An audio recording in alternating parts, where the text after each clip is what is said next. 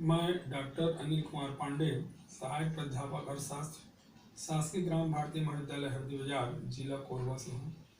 आज हम यहाँ सेमेस्टर 4th के मैक्रो इकोनॉमिक्स के अंतर्गत व्यापार चक्र के संबंध में चर्चा करेंगे। छात्रों, जैसा कि विदित है, पिछले वीडियो में हमने व्यापार चक्र के संबंध में विस्तृत चर्चा की थी। साथ ही व्यापार चक्र सिद्धांत के अंतर्गत हार्ट्रे के शुद्ध मौद्रिक सिद्धांत पर चर्चा की है। आज हम यहाँ पर केन्स के बचत विनियोग सिद्धांत पर चर्चा करेंगे। प्रोफेसर केन्स का बचत विनियोग व्यापार चक्र का सिद्धांत। छात्रों, केन्स ने अपने बचत विनियोग व्यापार चक्र सिद्धांत को निम्न बिंदुओं के द्वारा स्पष्ट किया।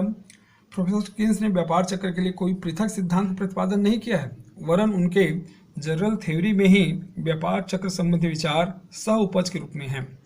इस संबंध में केन्स ने लिखा है, व्यापार चक्र की अवधारणा अत्यधिक जटिल है, उसकी प्रत्येक क्रिया के लिए पूर्ण व्याख्या की आवश्यकता है।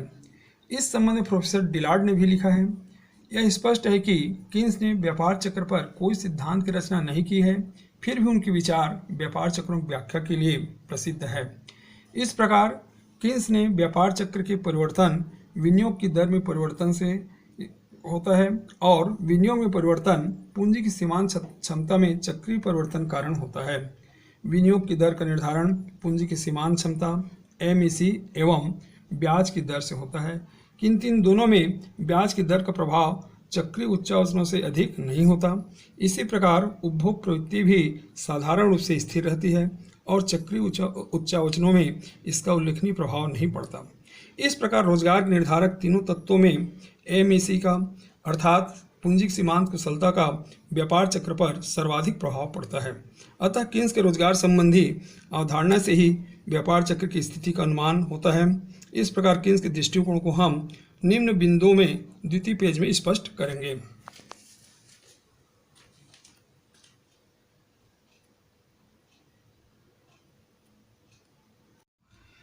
छात्रों, केन्स ने व्यापार चक्र के संबंध में जो अपने विचार दिए हैं उसे हम निम्न बिंदुओं में स्पष्ट कर सकते हैं। पहला, समृद्धि की अवस्था। केन्स के अनुसार पूंजी की सीमांत क्षमता में परिवर्तन के कारण अर्थव्यवस्था पर सबसे अधिक प्रभाव पड़ता है।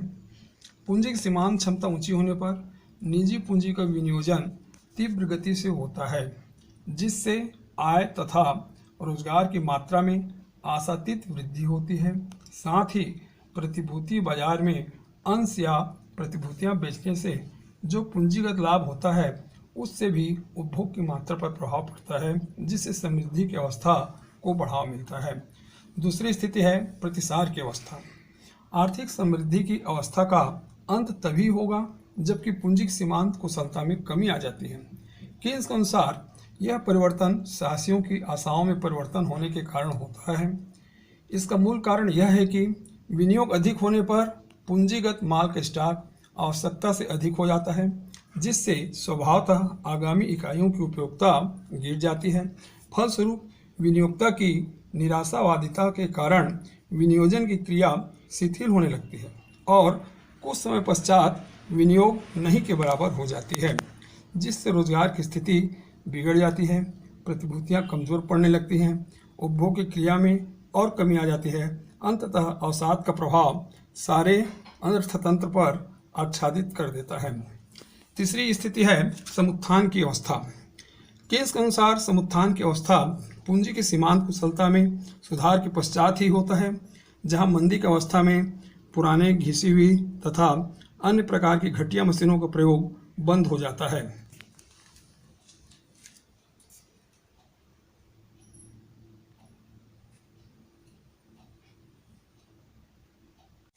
अतिरिक्त स्टॉक के कारण प्रतिसार की जो स्थिति निर्मित हुई थी वह लुप्त हो जाता है और लाभ की संभावनाएं प्रकट होने लगती हैं। फलतः अर्थतंत्र में समुत्थान का नवीन क्रम दृष्टिगोचर होता है।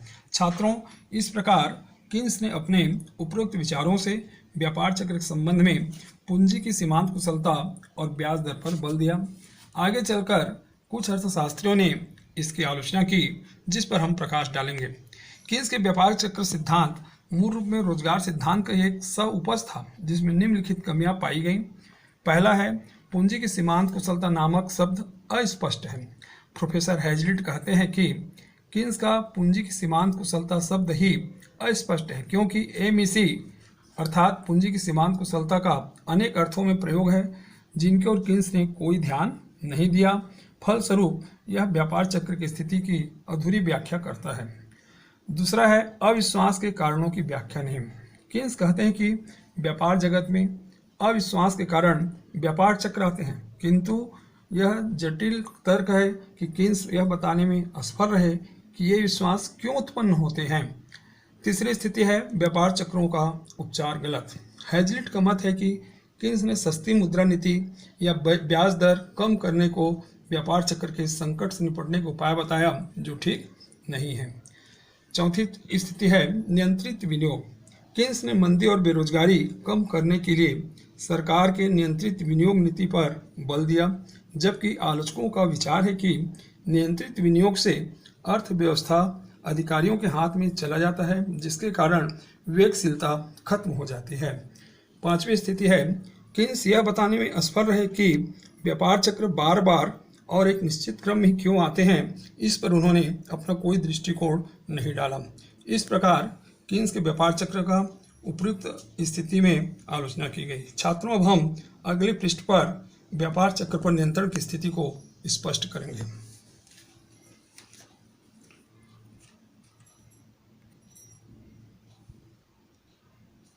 छात्रों, हम अंत में व्यापार चक्र पर नियंत्रण के कुछ उपायों पर प्रकाश डालेंगे। व्यापार चक्र पूंजीवादी अर्थव्यवस्था की सामान्य विशेषता होती है। यह उतार चढ़ाव आर्थिक अस्थिरता को जन्म देती है।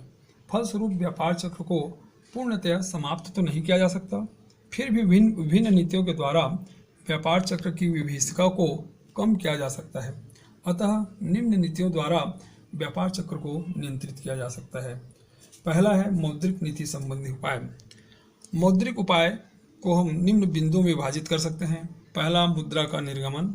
मुद्रा की मात्रा कम या ज़्यादा निर्गमित कर व्यापार चक्र को नियंत्रित किया जा सकता है। दूसरा है बैंक दर की नीति। तेजी के समय केंद्रीय बैंक दर बढ़ाकर साख को महंगी करे और मंदी के समय बैंक दर को कम करके सस्ती साख उपलब्ध कराए, जिससे व्यापार चक्र पर नियंत्रण पाया जा सकता है। तीसरा है खुले बाजार की क्रियाएं। खुले बाजार के अंतर्गत प्रतिभूतियों का क्रय विक्रय कर मंदी और तेजी को नियंत्रित किया जा सकता है। चौथी स्थिति है नगद कोषों में परिवर्तन। बैंक नगद कोष की मात्रा को कम या ज़्यादा करके व्यापार चक्र की तेजी एवं मंदी की स्थिति को नियंत्रित कर सकता है। दूसरा प्रमुख उपाय है राजकोषीय उपाय।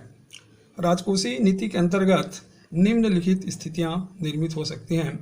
पहला है उचित कर नीति, दूसरा उचित प्रशुल्क नीति, तीसरा है सार्वजनिक ऋण नीति, चौथा सरकारी व्यय में वृद्धि।